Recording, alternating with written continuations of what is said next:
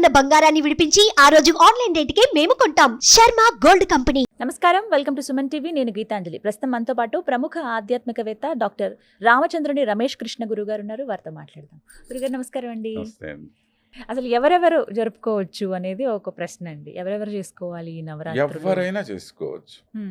నవరాత్రులు చేసుకోకూడదనేటువంటిది కానీ అమ్మవారి యొక్క దీక్ష అనేటువంటిదండి చాలా ఒళ్ళు దగ్గర పెట్టుకొని చేయాల్సిన పని. ఎట్లా అంటే అట్లా చేస్తే అమ్మవారు ఊరుకోదు.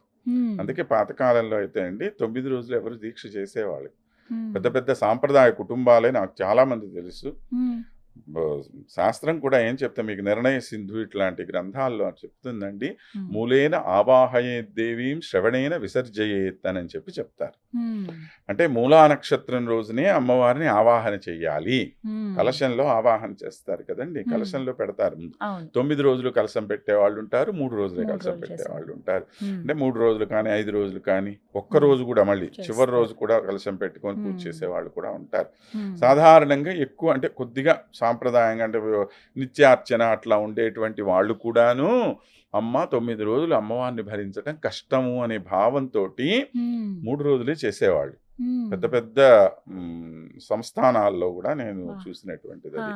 కాబట్టి మూలా నక్షత్రం, పూర్వాషాఢ, ఉత్తరాషాఢ, శ్రవణ, ఈ 4 అంటే 4వ రోజు విసర్జనం చెయ్యాలి అని చెప్పి 3 రోజులు సరస్వతీదేవి అలంకారం, సరస్వతీదేవి అలంకారం దగ్గర నుంచి మొదలు పెడతారండి. అంటే చివరి 3 రోజులు చేసుకోవచ్చు. 3 రోజులేనండి. అంటే మరీ ముఖ్యంగా ఒక్క రోజు అని ఉంటుందా నవరాత్రుల్లో? చివరి కావాలి అంటే విజయదశమి. ఇంకా విజయదశమి మించింది లేదు. అలా అని నవరాత్రుల్లో ఏ ఒక్కటి కూడాను చెడు రోజు అనేది లేదండి. మామూలుగా చవితి అంటే మంచిది కాదండి, అష్టమి అంటే మంచిది కాదండి అంటారే. దుర్గాష్టమి అద్భుతమైనటువంటి రోజు.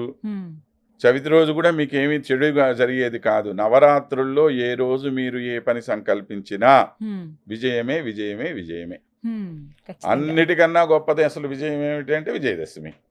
విజయదశమి రోజు ఇక మీరు ఏమి మిగిలినటువంటి నక్షత్రాలు చూడక్కర్లేదు, ఏమి చూడక్కర్సిన అవసరం లేదు.